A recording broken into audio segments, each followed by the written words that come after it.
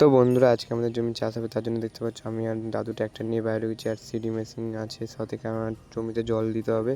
জমিতে খুব জল কম আছে। আজকে যাওয়ার পরে আমাদের সাথে এরকম হবে, জমিতে কোনো দিন ভাবিনি। তো তারপরে আমরা একেবারে জমিতে চলে এসেছি। আসার পরে দেখতে পাচ্ছ, আসা মাত্রই দুটো গাড়ি ভেসে গেছে, জল কম আছে ওই জন্য। পুরো দুটো গাড়ি একসাথে একেবারে সিধাসিধি ঢুকে গেছে একেবারে। সেগুলো উঠানোর পরিস্থিতি চলছে, কারণ একদম চাষ হবে না, পুরো একদম জল নেই জমি। দেখতে পাচ্ছ হালকা করে জল আছে। এগুলো প্রচুর ডোব জমি, তো ওই জন্য ঢুকে গেছে দুটোই গাড়ি। দুটোই 4x4 গাড়ি, দুটোই ঢুকে গেছে একেবারে। একটা নিউ হল্যান্ড, একটা জন ডিয়ার, দুটোই ঢুকে গেছে। দেখতে পাচ্ছ উঠানোর পরিস্থিতি চলছে। আর এই গাড়িটা উঠে গেল। উঠার পরেও দেখতে পাচ্ছ উঠে কোনো একটু চাষ করার জন্য তাও ইগোল। আবার যে সামনে একটু সামনে যাবে আর ঢুকে যাবে, ওটাও ঢুকে গেছে। আবার এটা এখন উঠাচ্ছে, এটাও ঢুকে যাচ্ছে। তার জন্য আজকে আর চাষ হবে না।